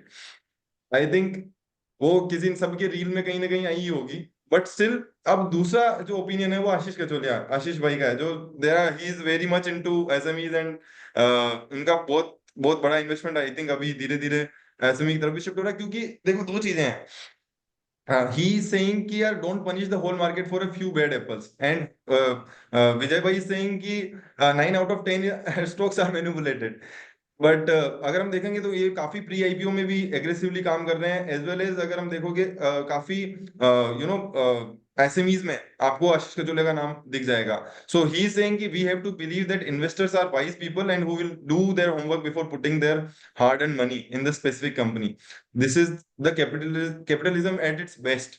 Regulation has to be light touch with adequate disclosure upfront and stringent penalty for wrongdoings. So, what's your thoughts on these? Ki yaar, which one, or how you think about these things? मतलब दो opinions हैं, उनमें से आपको क्या लगता है क्या सही है, या how you build your opinion based on these? I think जब ये आई थिंक 2012-13 में सबसे पहले एसएमई कंपनीज लिस्ट होना शुरू हुई थी, एंड उस टाइम पे द एंटायर पर्पस वाज कि ये लोग जनरली शेल कंपनीज ही होती थी एंड कैपिटल गेन लॉस और इनकम टैक्स में मदद करती थी. तो उधर से वो एक परसेप्शन बना हुआ है कि एसएमई मतलब कचरा स्टॉक्स ही उधर मिलेंगे और सब मैनिपुलेटेड रहता है, right. Now the thing is, जिन्होंने वो टाइम देखा है उनके में एक बिलीफ बैठ चुका है, एक परसेप्शन बैठ चुका है कि एसएमई मतलब कचरा रहता है. उस नाउ टुडे भले वो सिनेरियो चेंज हो गया होगा, बट वो एक उसी लेंस से देख रहे हैं वो चीजों को, राइट. तो आई थिंक वो भी एक इश्यू है, एंड टू बी ऑनेस्ट मैं भी उस चीज में बायस्ड हूँ, जहाँ पे मेरे को भी काफी बार यही लगता है कि एसएमई मतलब कहीं ना कहीं कचरा होगा या कुछ होगा, कि it's very difficult for me to trust. But again that boils down to my belief कि भाई मैंने ऐसा कुछ देखा था पास्ट में जिसकी वजह से ऐसा हो रहा है. डेटा माइट भी डिफरेंट हो सकता है आज. आई डोंट एग्री कि 9 out of 10 मैनिपुलेटेड होगी, बट कुछ अभी भी है. I am more on the Ashish Kacholia camp की प्रोबेबली कुछ बैड एप्पल्स है, बट उसकी वजह से बाकी पूरे यूनिवर्स को पोलराइज मत करो उस चीज के लिए. पूरे यूनिवर्स को गाली देने की जरूरत नहीं है. हाँ, मतलब डू योर वर्क, मतलब तुम अपना काम नहीं करोगे तुमको सभी गंदा लगेगा. सो चिराग भाई, जो यस यस प्लीज चलो. तो उसमें है ना दोनों का एक आधा आधा ओपिनियन सही लगा मेरे को, कि जैसे आशीष कचोलिया जी बोल रहे कि आप अपना होमवर्क करो और फिर डालो. So that's the right point कि भाई आप सोचो और डालो तो it's the best place to be in. ठीक है, लेकिन उसी समय ऊपर विजय केडिया जी का था कि प्री प्लेसमेंट और एसएमई में एक हाइप बना हुआ है. सो दोनों का ये पॉइंट भी सही है, क्योंकि आप जाके चेक करोगे. सो जो वैल्यूएशन कंपनीज मांगने लगी है, दे आर लाइक कि मेरे को पैसा प्री वो they are like pre pre IPO में भी मेरे को मिल रहा है. जैसे स्टॉक फॉर एग्जांपल A50 के आसपास वो लोग प्री आईपीओ पे कर लेंगे, बोलेंगे हम लोग है ना हमारी लिस्टेड कंपनी को 80-90 का मिल रहा है, तो आप हमारे साथ डालिए और हम इसको वो प्राइस के आसपास आईपीओ लॉन्च करेंगे. ठीक है, they bring at IPO at 90, तो वो 50 वाला जो प्री आईपीओ में है दे गेट उनका 90 तो हो ही गया. ठीक है, उसके बाद लिस्टिंग डे का जो मिला जो सही, फिर उनके बाद खड़े रह के वो निकलते हैं. तो मेन वो बात हो जाती है कि ये थोड़ा सा ये स्पेस थोड़ा सा वो भी हो गया है. लेकिन अगर आप उसी समय में अच्छी कंपनी मिल रही है आपको एक 90 रुपीज पे एक 100 रुपीज की वैल्यू की कंपनी, so it's a good enough bet. But लेकिन वो उसका वैल्यू ही 40 है और वो 90 मांग रहा है, सो आप वो मत कीजिए. तो थोड़ा सा होमवर्क करना भी जरूरी है. सो एक परसेप्शन दोनों का मिक्स करके आप बनाएंगे ना तो मच बेटर मेरे को लगा कि भाई ये दोनों का परसेप्शन सही है, लेकिन है ना दोनों का मिक्स करके बनाओ तो एक मच बेटर व्यू है मेरे ओपिनियन में. जितेश ओवर भाई. टू दिलीप भाई. सो मेरे हिसाब से पार जी और चिराग जी ने जो चीजें बोली बहुत एप्ट है. ठीक है, and I would like to add on, मतलब without again disclosing the name, वो लॉन्ग टर्म शॉर्ट टर्म वाली गेम तो अभी भी मार्केट में हो रही है. ठीक है, लोग कर रहे हैं. और मुझे लगता है कि वो सारी चीजें कहते हैं ना एनी सुनर शायद बंद होने वाली है. ठीक है, बट एनीवेज उसके ऊपर कमेंट ज्यादा नहीं कर सकते हैं. But my whole point is कि जो अभी तक हमने स्टार्टिंग से लेके अभी तक डिस्कस किया कि कोई भी चीज को स्ट्रेट अवे थंब रूल नहीं बनाया जा सकता है कि ऐसे में सही है या गलत है. ठीक है, एक ही ऑप्शन है, आपको स्टॉक स्पेसिफिक, आपको मैनेजमेंट स्पेसिफिक और आपको बिजनेस स्पेसिफिक. मैं ये तीन ही चीजें देखता हूँ कि भाई बिजनेस और मैनेजमेंट, ये दो चीजें मेरे लिए टॉप क्राइटेरिया में आती है. ठीक है, तो अगर ये चीजें सही है तो वो चीज आप करिए. अगर आपको कन्विक्शन नहीं आ रहा है, फिर चाहे कोई कितना भी बड़ा एनालिस्ट आगे ना बोल दे. ठीक है, तो मैं तो जनरली अवॉइड करता हूँ, क्योंकि I don't know, we should trust our own research ठीक है, उसके ऊपर आपको भरोसा होना चाहिए, और वो चीज ही बेटर रहती है। आपका कन्विक्शन होगा तो आप काम करिए, मेरा ये मानना है। तो इनफैक्ट मेरा ये पार्थ भाई, चिराग भाई, जितेश भाई, इन्होंने जो आंसर किया उनसे कुछ अलग नहीं है, बस थोड़ा सा थिएट्रिकल टर्म्स में बोलूंगा। सुरो भाई is one of my friends from Twitter, one of my seniors also, scientific investing, if you no. अच्छा, कुमार सुरे। तो उनके साथ तो उनका बहुत ही अच्छा डायलॉग मेरे साथ हमेशा रहता है, reality is neither here nor there, it is somewhere in between. तो सेम मोरलेस वही है कि it is neither here nor there, you have to the answer lies somewhere in between, जहाँ पे आपको अपनी रिसर्च पक्की करनी है। और दूसरा आंसर मैं दूंगा थोड़ा सा एकदम क्या कहते हैं, not come across typically right, but सुनने में बहुत अच्छा लगेगा, जो कहते हैं ना, भाई अपना अपना देख लो। तो one has to have that mindset in market के बॉस, ये सब बात सही है कि बबल है नहीं है, रेगुलेटर बचाएगा नहीं बचाएगा, that is not my lookout, my capital is my responsibility boss. तो मुझे कितना रिस्क लेना है, कितना परसेंटेज एलोकेट करना है, मेरे 100 रुपए में से 5 रुपए डालने, 10 रुपए डालने, 50 डालने, 2 रुपए डालने, that I have to ensure. तो till the time that risk management is in place, बाकी यूफोरिया फ्रेंजी होने दो ना, if you go wrong you will go wrong for 5 rupees. You should know कि मुझे कितना रिस्क लेना है इस पे। अगर आप फिर 70-80 रुपीज डाल, and there are people who are doing meaningless stuff also, कि 100 रुपया है एंड टोटल इक्विटी में डाले ही मैंने 5 रुपए हैं, बाकी सब लैंड और गोल्ड में फंसे हुए हैं, इक्विटी में 5 रुपए, वो 5 रुपए में से 0.1 पैसा मैं डाल रहा हूँ एसएमई में, तो that is again a meaningless bet, because it is not going to move the needle. अगर आप 10 टाइम्स भी कर दो, that 0.1 is going to go to 1 rupee, so it is not really going to make change in your life meaningfully also. So either ways reality is neither here nor there, ये statement हमेशा। Capital, I think जो आप बोल रहे हो वो बात सही है कि capital allocation is the most important play for any person. अगर इंडिविजुअल लेवल पे अपन देखते हैं तो कैपिटल एलोकेशन अगर आपका सही है तो आप गलत हो ही नहीं सकते ना। If you are diversified properly, if you are मतलब आप उतनी रिस्क ले ही नहीं रहे हो जितनी, मतलब उससे ज्यादा आप उससे सपोर्ट नहीं करते हो, रिस्क एपेटाइट जितना नहीं है उससे ज्यादा रिस्क नहीं ले रहे हो, तो automatically you will have your checks and balances and. और बाकी तो यार चीजें तो बहुत सारी है, ऐसे तो बिटकॉइन में भी लोग लगा ही रहे हैं, उसमें क्या कौन सा एनालिसिस कर रहे हो। एसएमई में कम से कम आपके पास आरएचपी डीआरएचपी मैनेजमेंट, तुम फोन करके 4 लोगों से पूछ सकते हो, बात कर सकते हो कि यार भाई मैनेजमेंट सही है नहीं है। अगर आप वहां पर उस पर्टिकुलर लोकेशन में स्कटलबट करने जा सकते हो, एटलीस्ट कुछ तो है। बिटकॉइन में तो कुछ नहीं था जिसमें इतना पैसा लगा रहे थे। तो ये तो फिर थोड़ा सा सही चीज है। अभी हमारे पास सामने है एक चार्ट, जो अगर आप देखोगे तो अगर वर्ल्ड में 100 कंपनियों का आईपीओ आ रहा है तो 27 कंपनी का आईपीओ इंडिया लेके आ रहा है। आप देख रहे हो किस तरीके का इमर्जिंग मार्केट इंडिया ने क्रिएट किया है। एंड आई थिंक अभी मेरे को लगता है और पोटेंशियल है, अगर हम एसएमई और ये जिस जिस स्पेस जिस तरीके से ग्रो कर रहा है, तो I think there is a lot of things to be there, और अभी और आने वाली है।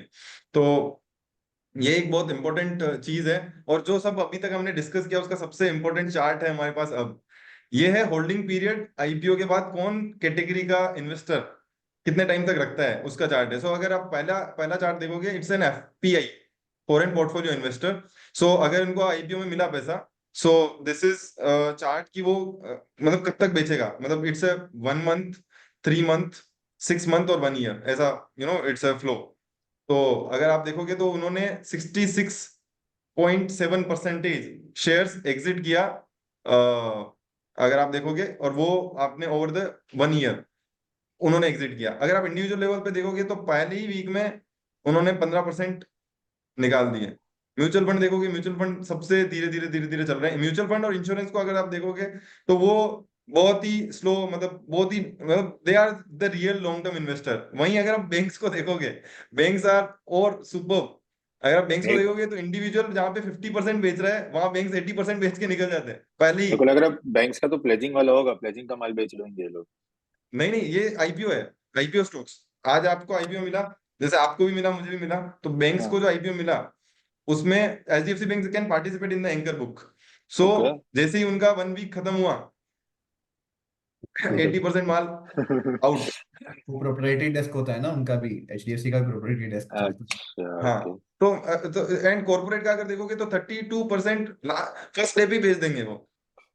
ओह, तो आप देखोगे it's a very very skewed, but it's very surprising also interesting data कि पॉइंट्स है। कि लोग भाई आईपीओ में खरीदने बेचने के लिए ही कर रहे हैं वो। अगर आप देखोगे 50% लोग अगर एक वीक में बेच ही रहे हैं, तो फिर आप आईपीओ में एज ए इन्वेस्टर तो जा ही नहीं रहे हो। 50% तो आधे तो लोकिन वाले होते हैं, तो वो रुक जाते हैं, बाकी सब तो बेच के निकल ही गए हैं। Correct correct correct. तो एंड आई थिंक लोकिन दिस इज वाला तो वेरी इंटरेस्टिंग है। Very important. अभी रिसेंटली सेबी की एक रिपोर्ट आई है, उसमें ये सारा दिया हुआ है कि आईपीओ में लोग कर क्या रहे हैं। So this is that's why IPO SEBI is saying कि IPO is a very frenzy, और आईपीओ ये सब चल रहा है because the holding period of the people is very less. उन्होंने कमाया 80% मिला, 90% जो भी मिला किया, निकलो अगले दिन दूसरे वापस दूसरी कंपनी में खेलेंगे, वैसा चल रहा है राइट। ना। So, मतलब so I think Nimish bhai, I would like to add something on this. इसके लिए ना हम किसी को भी ब्लेम नहीं कर सकते हैं, ठीक यस है? Yes, It's a agree human agree. psychology. So what I try to do is कि I try to put myself into someone's shoes, ठीक है? कि भाई अगर मैं लेट्स से 100 रुपए लगाता हूँ, ठीक है? वो मेरे 100 रुपए के 200 रुपए हो गए हैं, ठीक है? और मुझे लगता है देखो मार्केट ना वन साइड ऊपर जाए ये एक्सपेक्ट मार्केट से करना, ठीक है, थोड़ा गलत है। क्योंकि एक ना एक तरीका होता है मार्केट का या फिर ऑपरेटर्स का, जो बोलना है बोल दो, मुझे नहीं पता ये सब चीजें एग्जिस्ट करती नहीं करती। बट अगर किसी चीज को 1 से लेके 100 तक जाना है या फिर 1 से लेके 10 तक भी जाना है, तो वो नॉन स्टॉप नहीं जाती है, ठीक है? इन exceptional cases it will do, ठीक है, इट विल गो। वरना क्या होगा कि किसी ने ब्रेकआउट पे कुछ स्टॉक खरीदा या आईपीओ पे खरीदा, और वो अगर ऊपर जाए जा रहा है जाए जा रहा है जाए जा रहा है, तो लोगों के लिए ये चीज बहुत आसान हो जाती कि बस एक बार आईपीओ में लगा दो और अपने आप पैसा 10 गुना हो जाएगा, ठीक है? तो लोगों का माइंडसेट जनरली कैसा होता है, I interact with lot of people, तो उन लोगों का ये बोलना रहता है कि भाई मेरे को इतना मिल गया, मेरे को मालूम है कि स्टॉक साइडवेज हो जाएगा, ये 3 4 6 महीने तक शायद रिटर्न नहीं देगा एक बड़ी मूवमेंट के बाद में, और इतनी बड़ी मूवमेंट आ गई है, तो मैं मेरा पैसा फ्री करने की ट्राई करता हूँ, ठीक है? So what I feel is कि कहीं ना कहीं लोगों का ये सोचना शायद गलत भी नहीं है, ठीक है? बट हाँ, again it is leading to not the investing culture but a trading culture, ठीक है? बट दिस इज हाउ लोगों को उससे मतलब नहीं है कि वो इन्वेस्टिंग कर रहे हैं ट्रेडिंग कर रहे हैं, लोगों को मतलब इस चीज से है कि उनका पैसा बनना चाहिए, ठीक है, उनके रिटर्न जनरेट होने चाहिए, वैसा है। Agree agree, completely agree. क्योंकि लोगों का पैसा बन गया पहले दिन, 100% मिल रहा है तो बेचो भाई, कल का क्या पता। कल का क्या पता। इवन एसएमई आईपीओ का अगर हम इंडेक्स की बात करें, तो एसएमई आईपीओ का जो इंडेक्स है is the best performing index across world, not in India, it's across world, more than 100% return. उसका कोई ईटीएफ है क्या? उसका ही मैंने लास्ट लास्ट स्लाइड रखा है कि अगर फिर भी लोगों को इन्वेस्ट करना ही है माइक्रो कैप, उनको लगता है बहुत पोटेंशियल है, तो एक फंड है मोतीलाल ओसवाल का। So Motilal Oswal Nifty micro cap 250, it's not SME but it's a micro cap 250, जहां पर वो कंपनी आती है जो माइक्रो कैप, निफ्टी का जो माइक्रो कैप इंडेक्स है उसके 250 उनमें से वो सिलेक्टेड करके कंपनी का इंडेक्स फंड ही है, तो वो वहां पर इन्वेस्ट करते हैं। इन 1 ईयर अगर आप सिंस इंसेप्शन देखोगे, सो 5 जुलाई को दे स्टार्टेड, और 1 साल हुआ है, लगभग 1 साल जितना ही समझो, वो it garnered 88%, 87 88% return, absolute returns. अब आप देखो किस तरह का रिटर्न जनरेट किया इंडेक्स फंड ने। This is not a company पर से, company specific, this is an index return of micro cap 250। So I think अभी भी बहुत सारी चीजें हैं जो इसमें, आप अगर किसी को लगता है कि यार भाई उन्हें नहीं समझ में आती कंपनी, तो if they still want to participate they can participate via this also. 80% return is a very very good return. मैं बोल रहा हूँ कि 80% रिटर्न, अगर हम यहाँ पे भी पांचों लोग हैं, मेरे को नहीं पता कि, आई डोंट थिंक किसी का केगर इतना होगा कि एक साल में इतना पैसा 80-90% जिन्होंने डबल कर लिया हो, तो आई कैगर थिंक। तो नहीं है, कैगर मेरा तो नहीं है भाई, कैगर। नहीं है। तो अच्छा, जिम आई थिंक साइमंस को जितेश जिम भाई, हम साइमंस के पास आ कल जाते कल हैं। हाँ बात भी कर रहे थे कि 66% इज द हाईएस्ट केगर, हाँ विच इज, तो ये तो 1 साल ही हुआ है, तो इसको केगर बोलना तो गलत ही रहेगा, बट हाँ। Still 88% is a very good good number two वही पार्टिसिपेट। जो जो पार्थ भाई बोल रहे हैं, जिम सैमंस वाला जो पॉइंट बोल रहे हैं कि हाँ। भैया वो आज तक का हाईएस्ट है, ठीक है? और कल ऐसे ही हमारी बस मस्ती में बात चल रही थी मेरी और निमिष की, कि निमिष अपने को वो रिटर्न को बीट करना है, वो कैसे करे वो बताओ। 20-25% का किसी भी क्लाइंट को एक्सपेक्टेशन बताओ, सही लाइक हमारा इतना तो आईपीओ में आ जाता है एक दिन में, एक एग्जैक्टली महीने में। एग्जैक्टली। सो वो क्लाइंट्स तो अभी ऐसा उनका माइंडसेट ऐसा है कि भाई आप अगर ये कर रहे हो तो आप कुछ बहुत बड़ा नहीं करके दे रहे हो, उनका आपको बस कुछ नहीं उनकी आता है। उतना तो हम ही कर हाँ, लेंगे। इतना तो हम कर उनकी लेंगे, वैसी। ये सही बात बोल रहे हो। वो फर्स्टली तब पता चलेगा जब मार्केट टूटेगा, तब पता चलेगा कि हमने अच्छा, क्या किया और उन्होंने क्या किया। उसमें भी एक चीज मालूम है क्या है, जब आपने जैसा बताया चिराग भाई आपने कि 20 या 25% का कैगर जब क्लाइंट्स को बताते हैं, उनको बाद में पता है ये बताना पड़ता है साथ में कि सर ये 10 साल में 9 गुना होता है और 20 साल में 81 टाइम्स होता है। तब जाके उनको लगता है कि अच्छा कुछ तो हो रहा है, ठीक है चलो मैं मेरे पास 100 रुपए है तो 10 रुपए आप रखो। तभी ऐसा है। तो ये सब पॉइंट्स एटलीस्ट है। वो थॉट देते हैं कि भाई कुछ तो बोल रहा है बंदा है। I know a investor, okay, और मैं सही गलत नहीं कमेंट करूंगा, but look I just want to share his ride. Okay, कुछ टाइम पहले, बहुत ही 1-1.5 साल की बात कर रहा हूँ मैं, ये मैं ऐसा नहीं कि 5 साल की बात कर रहा हूँ। कुछ टाइम पहले कैपिटल 1.4 करोड़ था, okay, and he is a pure SME investor. Oh, that 1.4 crore in the recent correction March में अभी ये साल वेंट टू 1 CR। ओके, तो 40%। मेरा तो हार्ट उधर ही बैठ जाएगा अगर ऐसी जर्नी मैं देख लूं तो। That 1 CR is now 2.5 CR। Okay, and एक करेक्शन आएगा तो वो एक, अगर बुलरन आ गया तो 4 CR भी हो सकता है और 4 CR वापस 2 CR पे भी आ जाएगा। The point is how many of the investors are mentally equipped to handle this. तो एक बार 80% कैगर और ये सब sounds fancy over 3 year period, but वो फ्लक्चुएशन के साथ भी एक मेट्रिक देखना चाहिए बंदों को।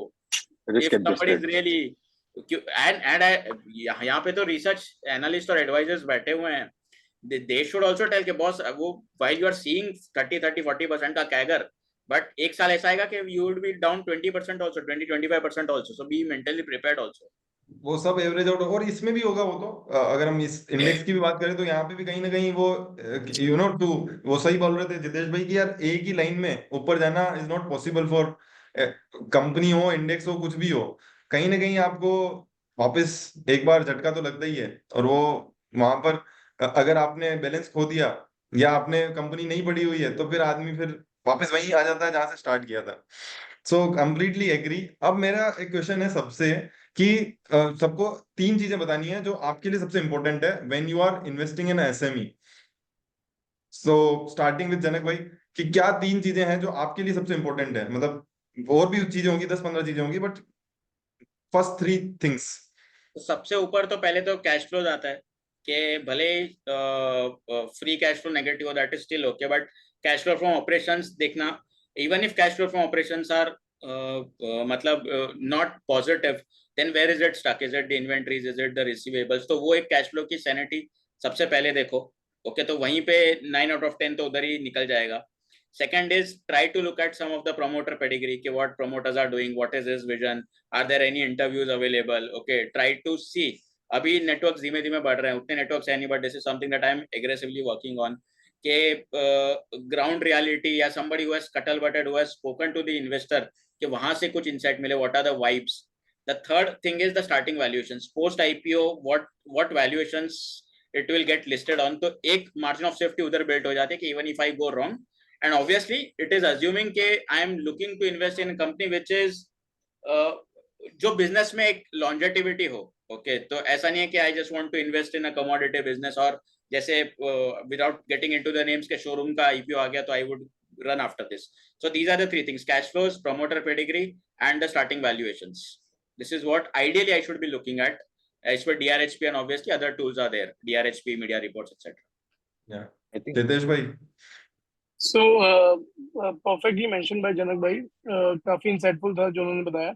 एक दो चीजें जो मैं ऐड करना चाहूंगा वो ये रहेंगी कि जब भी कोई भी एसएमई आईपीओ है, ठीक है, सो जैसे मैंने कहा कि मैं बहुत ज्यादा प्रेफर करता हूँ ऐसी कंपनीज जहाँ पे मुझे लगता है कि जैसे आपने बोला कि प्रेफरेंशियल हो जाते हैं, क्यूआईबी हो जाता है, ठीक है, बहुत सारी चीजें होती रहती है।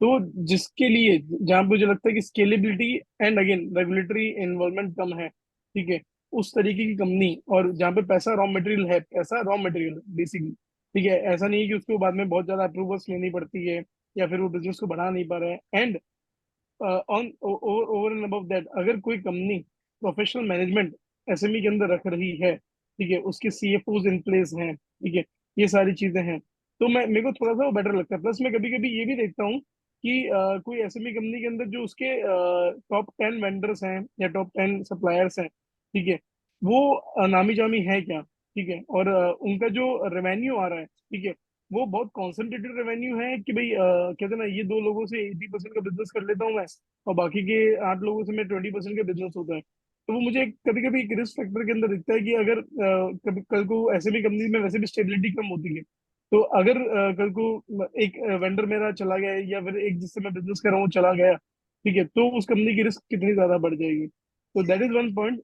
And one more point which I always see is कि companies relations with their statutory partners, like जब हम डीआरएसपी में देखते हैं तो सब दिखता है कि भाई हर 1 साल में 2 साल में कंपनी अपना सीए चेंज कर दी गई है, ये किया है वो किया है, ठीक है। तो उससे भी मेरे को कभी कभी एक चीज लगती है कि वी शुड कमेंट, हो सकता है कि सीए की भी गलती हो, ठीक है, मैं ये नहीं बोल रहा हूँ, बट हाँ, जहाँ पे स्टेबिलिटी ज्यादा रहती है ना, यहाँ भाई ये बंदा 5 साल से था, ठीक है, फिर बाद में पीरियड रिव्यू वाले बंदे की जरूरत पड़ी तो जाके उन्होंने चेंज किया। तो वो थोड़ा सा कॉन्फिडेंस देता है कि कंपनी अपने पार्टनर्स के साथ में लॉन्ग टर्म व्यू रखती है, क्योंकि वो बिजनेस एथिक्स आप वरना किसी के पता नहीं लगा पाओगे।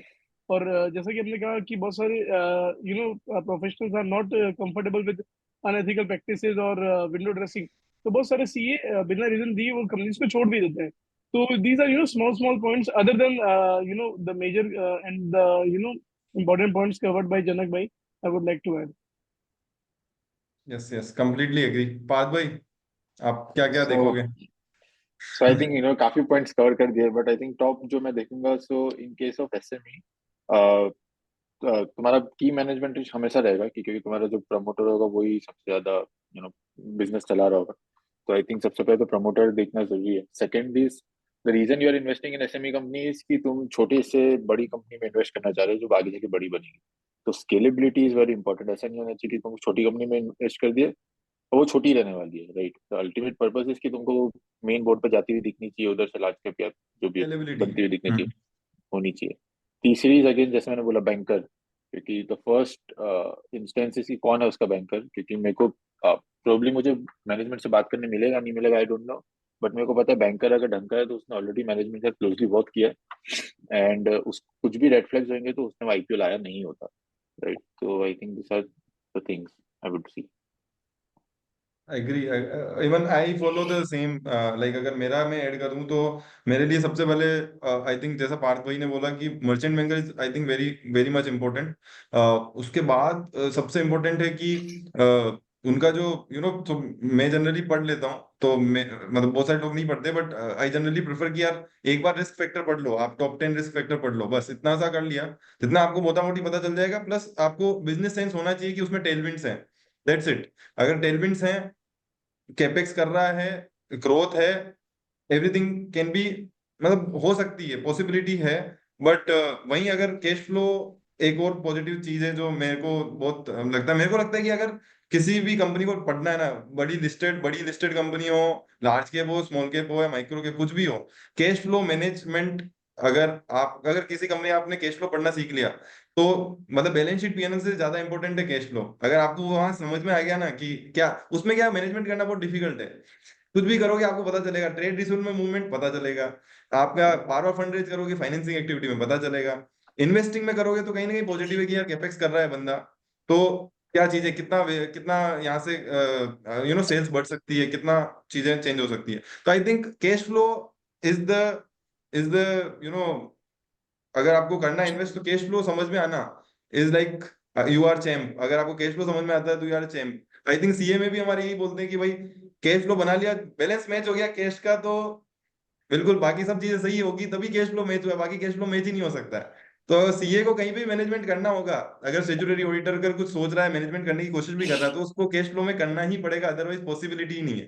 तो I think that is the something which is important. And एक और चीज है जो it's a non quantitative but which is important, की मैनेजमेंट की फैमिली किस तरीके से इन्वॉल्व है बिजनेस में, क्योंकि ये क्या Succession. छोटे बिजनेस हैं, छोटे बिजनेस हैं, 20 करोड़ 50 करोड़ 500 करोड़ 100 करोड़ के जो बिजनेस होते हैं उनमें क्या होता है ना, फैमिली कितना इन्वॉल्व है। ऐसा हो सकता है कि उसका बेटा तो बाहर पढ़ रहा है, वो बाहर ही रह गया और वो अकेला यहाँ पे है, इसलिए उसने लिस्ट करवा दी, उसका कोई इंटरेस्ट नहीं है, पैसा मिल गया, he is enjoying his life, and investor are looking कि कुछ करेगा भाई। सो आई थिंक ये बहुत बहुत इंपॉर्टेंट है। और अगर मान लो कि उसका फैमिली मेंबर का इन्वॉल्वमेंट है तो कितने हद तक का है और कहीं डिस्प्यूटेड नहीं है, और एक रिलेटेड पार्टी ट्रांजेक्शन, तो ये 3-4 क्वालिटेटिव फैक्टर्स मैं देखता हूँ और बाकी quantitative factors I see in the companies. Chirag bhai, आपको थोड़ा लेट कर दिया मैंने, पहले मैंने बोल दिया।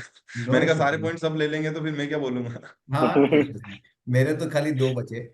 एक वो था कि भाई इशू का कैसे है, ऑफर फॉर सेल है, मतलब ऑफर फॉर सेल का मतलब लोगों को पता ही होगा कि भाई बेच रहे, और प्रमोटर कितना खुद से बेच रहा है और कंपनी में कितना आ रहा है, सबसे की पॉइंटर वही होता है। क्योंकि कंपनी में पैसा आया ही नहीं, प्रमोटर घर ले गया, तो वो आईपीओ का मतलब ही नहीं है, क्योंकि उसको कंपनी को जरूरत, कंपनी में काम ही नहीं लगा, तो वो मेरे हिसाब से तो कोई काम का नहीं है, खाली he is there for just selling for his stake. तो वो वाला पॉइंट में थोड़ा सा एक हो जाता है डाइसी वाला पार्ट किसी के लिए, तो मेरे लिए थोड़ा सा डाइसी वहां पे हो जाता है। सेकंड पार्ट वो हो जाता है कि आप जाके थोड़ा सा उसका रिस्क फैक्टर जैसा बोला, उसमें आप जाके चेक कर लीजिए बराबर, तो वो क्लियर आउट हो जाता है आरएसपी। और थर्ड वाला वो हो जाएगा कि आपका क्या वैल्यूएशन पे ला रहा है, और उसने है ना एक सबसे बड़ा की फैक्टर जो दिया हुआ होता है, वो बैलेंस शीट के बीच में दिया होता है इक्विटी वाले स्टेक के अंदर। अगर आप इक्विटी का जाके कोई चेक करता है ना बैलेंस शीट के अंदर, आरएसपी के अंदर, तो पीछे कितने इश्यूज किए हैं ना कंपनी ने, वो एक बहुत बड़ा पॉइंटर दिखता है। तो वहां पे पीछे के इश्यूज कंपनी ने किए होते हैं, तो कुछ कुछ स्टॉक के इश्यूएंस कंपनी ने किए होते हैं ना, तो वहां पे दिए हुए होते हैं। वो पॉइंटर चेक करना बहुत जरूरी है, क्योंकि वो चीज आपके लिए बहुत बड़ी मैटर हो जाती है, क्योंकि बहुत सस्ते में भी कभी कभी डाइल्यूट कर दिया गया होता है, और उसके 2-3x with in a period of 2 years, और जबकि वो ग्रोथ नहीं आया होता उतना, वो वैल्यूएशन पे लाए होते हैं। तो ये चीज सबसे बड़ी की होती है मेरे लिए, तो ये मैंने चेक किया और देखा आंखों के सामने। सो टू समराइज दिस, आपस सबका एक बॉक्स बना के आप करोगे। सो देयर आर 4 टाइप्स की भाई, सही कंपनी है सही प्राइस पे, सही company at the wrong price, गलत company at the right price, and गलत company at the wrong price. तो गलत कंपनी वाला तो मैट्रिक्स से ही पूरा हटा ही दो, बस खाली राइट वाला कंपनी वाला, उसमें एक हाई वैल्यूएशन होता है थोड़ा सा, और एक का करंट राइट वैल्यूएशन। तो right company at the right valuation वाले मैट्रिक्स तो बहुत ही छोटा सा बच गया है, क्योंकि हमारे जैसे वो मिल ही रहा है। तो वो है कि आप थोड़ा सा वैल्यूएशन हाई है राइट कंपनीज का, लेकिन है ना आप थोड़ा सा पेशेंस रख के थोड़ा सा ट्राई आउट करो तो एक ऑप्शनैलिटी मिलती है। तो कोई कोई कंपनी का ट्राई करने जैसा है, सो वेट करो, मौका मिलेगा। थैंक यू चिराग भाई फॉर समरी। और मेरा लास्ट क्वेश्चन रहेगा कि अभी वैल्यूएशन की बात हो ही गई है, तो मैं पूछना चाहता हूँ कि why whether valuation matters in SME और नॉट, हाउ यू थिंक। मतलब कि मेरे को ऐसा लगता है कि बहुत सारी कंपनीज में, इन एसएमई कंपनीज में अगर टेलविंड्स हैं तो वैल्यूएशन इतना मैटर नहीं करता है। मतलब डिफर कर सकते हैं company to company, like manufacturing setup है तो उसमें वैल्यूएशन मैटर कर सकता है। बट अगर जैसे मान लो कोई जैसे अभी हम एक कंपनी देख रहे थे जो फिनटेक फिनटेक ऐसे में लिस्टेड हुई थी, तो उसमें क्या है ना, आप वैल्यूएशन देखोगे तो आपको लगेगा यार क्या है, पिछले 1 साल में तो कुछ किया नहीं है, बट अभी जो उनको ऑर्डर्स मिल रहे हैं वो बहुत सुपर्ब है और बहुत अच्छी कंपनी से मिल रहे हैं, तो कहीं ना कहीं वहां पर चीजें होती है। तो क्या लगता है जितेश भाई, So, आप कैसे देखते हो? So basically, to answer about this, निवेश भाई एंड टू एवरीवन, मेरा ये मानना है कि वैल्यूएशन बहुत सब्जेक्टिव चीज है। ठीक है, वैल्यूएशन कम है ज्यादा है ये बताना, ठीक है, इतना आसान नहीं होता है। ठीक है, डायरेक्टली पी या पीबी रेशियो देख के अगर इसको बताया जा सकता था, तो आज की तारीख में हर कोई बहुत सक्सेसफुल इन्वेस्टर होता था और बहुत पैसा कमा रहा होता था। ठीक है, इसमें सबसे ज्यादा की रोल आता है जो आई थिंक थोड़ा टाइम पहले आयदर चिराग भाई या फिर पार्थ भाई ने मेंशन किया था, कि स्कैनर में लोग जाते हैं, ठीक है, और जाने के बाद में डॉक्यूमेंट वाले सेक्शन के पहले ही वापस से यू टर्न ले लेते हैं। ठीक है, तो वो सब चीजें बहुत इंपॉर्टेंट है, मैनेजमेंट कमेंट्री बहुत इंपॉर्टेंट है, उनके प्लान्स क्या चल रहा है। कोई अगर सेक्टर का एवरेज पी 30-35 का है, बट अगर कोई कंपनी लेट से 40-45 पे चल रही है, बट मुझे दिख रहा है कि लास्ट 3 साल से उसने कैश फ्लो में दिख रहा है कि उसने बहुत कैपेक्स किया है, मैनेजमेंट की कमेंट्री अच्छी आ रही है, और उसके ऑपरेटिंग मार्जिन स्लोली ग्रेजुअली बढ़ रहे हैं। ठीक है, जो कैपेक्स किया है उसका धंधा नया अभी तक ऐड होना बाकी है, तो वो पी एक्सपेंशन करके भी एक चीज होती है, राइट, कि वो फैक्टर हो जाता है पहले से। वो हमें आज दिखता है कि अरे आज महंगा पी है, बट फॉरवर्ड पी अगर आप देखोगे, ठीक है, तो वो शायद से महंगा नहीं होगा। तो वो एक सब्जेक्टिव चीज है, उसके लिए आपको बहुत थॉरो रीड करना जरूरी है। वैल्यूएशन अगर कहते हैं ना लोग ढंग से पढ़ना जान जाए, ठीक है, तो इन्वेस्टिंग से मतलब जो 25% CAGR की जो हम बात कर रहे हैं ना, ठीक है, वो तो अचीव हो सकती है, ऐसा मुझे लगता है।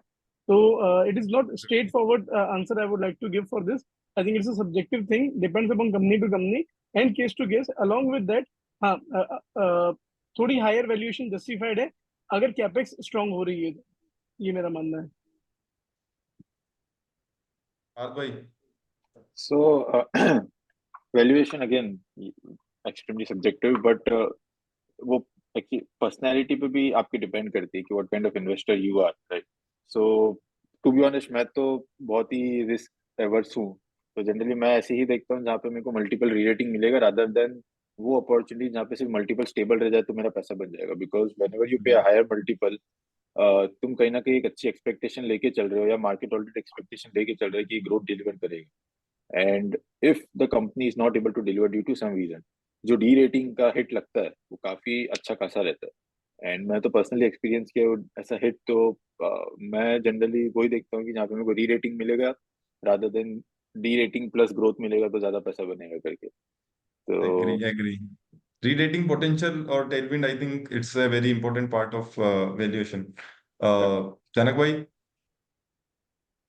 तो यहाँ पे थोड़ा सा, वाइल सेम आंसर सेम ही, अलग नहीं है, बट थोड़ा सा अगेन अलग तरीके से प्रेजेंट करना चाहूंगा बेसिस माय एक्सपीरियंस। तो सबसे पहले ना इसको मैं दो पार्ट्स में डिवाइड करता हूँ। तो I have been studying traders, successful traders from last 2-3 years, Mark Minervini, Stan Weinstein, William O'Neill, to understand how they have compounded over and try to see can I get their learnings into my process also. तो उन्होंने blanket statement मारा है कि valuations don't matter in new age companies. Okay, while I may agree disagree, that is a separate thing, उस पे भी मैं आऊंगा। उन्होंने बोला है कि P ratio is garbage and good companies will come on 100, 200 multiples, which I personally believe is a garbage statement के valuations को totally discard कर देना without any rhyme or reason, मतलब if it is there is some sense to it. Okay, अब वो कैसे use करते हैं वहां पे आर्ट आता है कि आपको कब जजमेंटली उसको इग्नोर करना है, कब उसको प्ले करना है।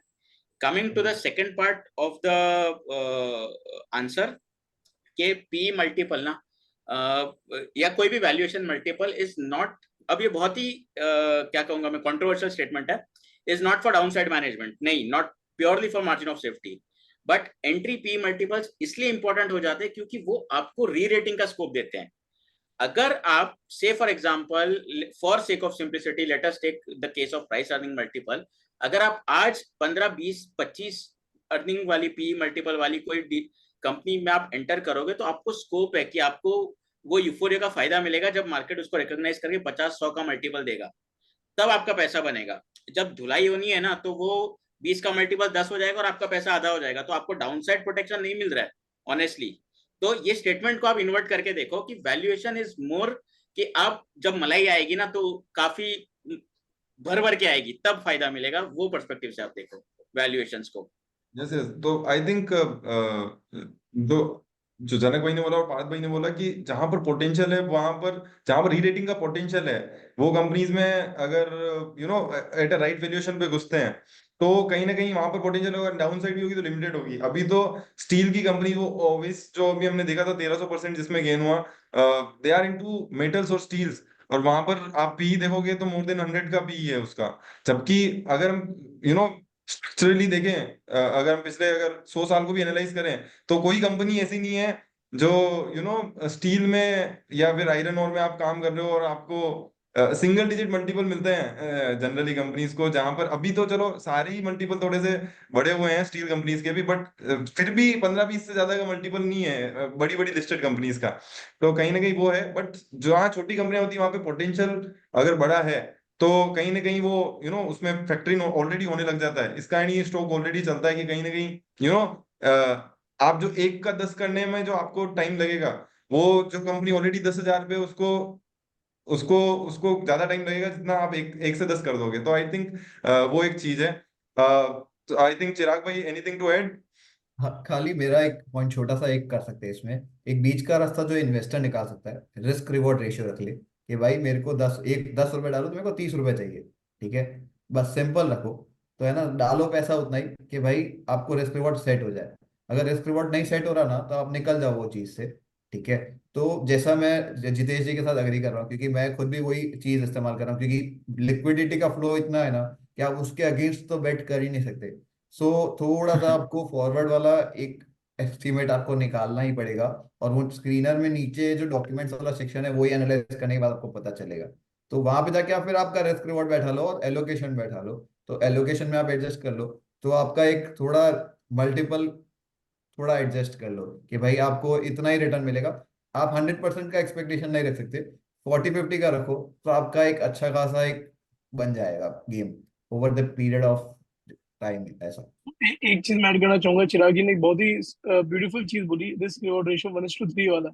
सो अगर जैसे कि आई थिंक जनक भाई भी टेक्निकल्स को बहुत अच्छे से जानते हैं, आप सभी लोग कहते हैं ना इस चीज को एक्सपर्टाइज रखे हुए हैं, तो 1:3 risk reward ratio is the dream. I feel अगर आप ये कर पाते हो तो आपको प्रॉफिटेबल होने के लिए सिर्फ 26% करेक्ट नहीं होना होना ही जरूरी है। जरूरी है। So I think with the kind of expertise and the knowledge, अगर आप इसको फुल टाइम कर रहे हो तो 40 26 तो क्या 70-80% टाइम्स तो मिनिमम आदमी फिर करेक्ट प्रूव होता ही है। बट हाँ, सिर्फ गलती कहाँ पे करते हैं लोग, इमोशनल डिसिप्लिन के अंदर, कि वो 1:3 वाला रिस्क रिवॉर्ड शायद काफी बार फॉलो नहीं कर पाते हैं। बट अगर वो कर लिया तो फिर ऐसा बनना है मेरे हिसाब से 100% बनना है। I think to conclude this, सबसे पहले तो there is a this is not we can say कि there is a complete scam. I think there is an opportunity also and there is a scam also going on. But we need to find out the opportunity and avoid the scam. And बाकी thank you so much everyone. मैं सबके social media links हैं वो description में डाल दूंगा। And thank you so much. आज गणेश चतुर्थी है तो thank you so much for coming on this on the day of Ganesh Chaturthi. And Janak bhai को बहुत बहुत बधाई फॉर हिज बेबी।